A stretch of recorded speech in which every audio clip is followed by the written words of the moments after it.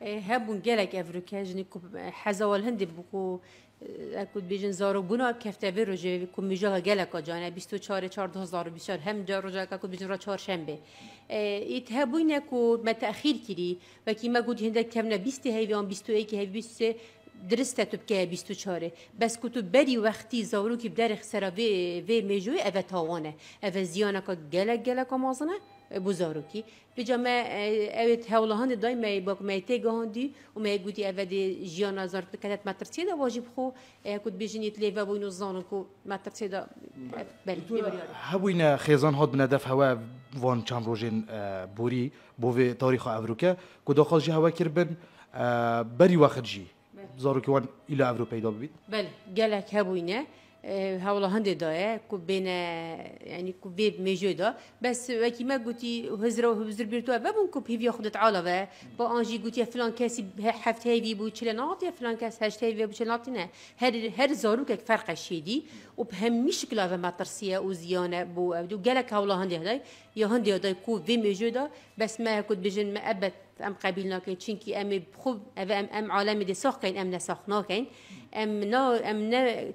بشكل بجيانا زاروك انه اخر ما ترسيده بله دكتوره افرتين افریقا دی نشترگری الدف جنابته كاد ياخذ بيجين بين خوشخانه تايبات الباريزغا دوكي كيش جوره افرتن اون كو تاخير كرين يانجي هم روجوانا با بله برابطر نشترگری دو ام درامي شو كاين برابطر تاخير كرين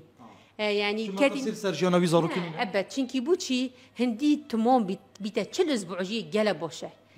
چل باشتر 30 هونه اسبوع 30 هونه اسبوع باشتر 38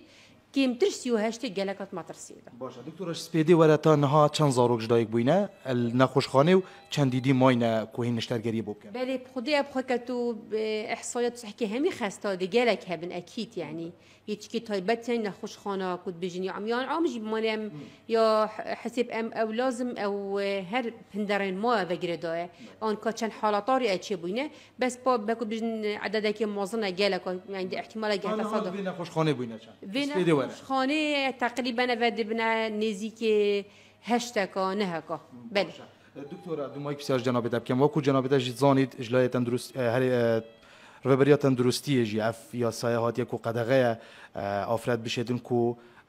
پیش وقته زارو که خو بینت دنیای اینتانها بگیرن به رمایی خود هما بری کافرن ما بد ام خو يعني ام خو قال زارو که دکتر یکو بجنی بچیکو ام خو ام جالك هولا هندن كاين ام حالتين بيك فيجن كي قانع كاين بالك فانرن ما كو بين خاري چنكي ام همي زان جالك مترسيا كا مثلا وكي مغوت راي من هيك ايك بتشكي بالك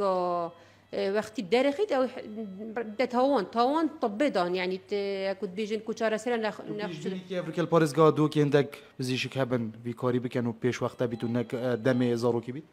چه بزيج بيش خدت عالب ترسيت وهاكو بجن ضميري خوها بيت باورناك او هولا هندي بت اكيد او دي او يعني قبيلناك تكون زاروكي بيختم ترسي يعني